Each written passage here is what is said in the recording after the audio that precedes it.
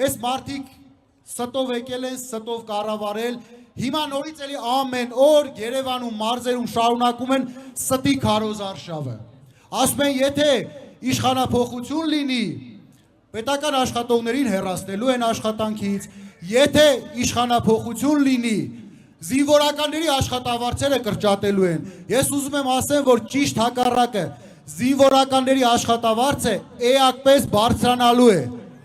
Ասում են սահմանամերձ գյուղերում, որ պետական ծրագրով մարդիկ տուն են կառուցում, որ իշխանափոխություն լինի, նախ այդ ծրագիրը չի լինելու, երկրորդն էլ այդ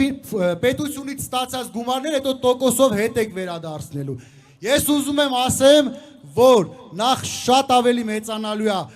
ծավալները սահմանամերձ գյուղերի բնակարաններ սարքելու պետական աջակցությունը եւ իհարկե ֆինանսական չափն է մեծանալու։ Այսինքն, տեսեք, այս քարոզարշավի ընթացքում բացի մյուս քաղաքական թիմերից սևացնելուց, բացի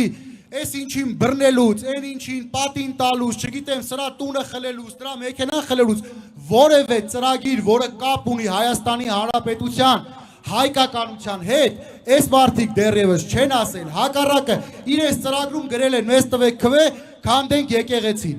մեզ տվեք քվե, հանձնենք, քյարքին էլ հանձնենք, չգիտեմ իրենց ասածով բարխուդալն ունել հանձնենք, սոֆուլ ունել հանձնենք։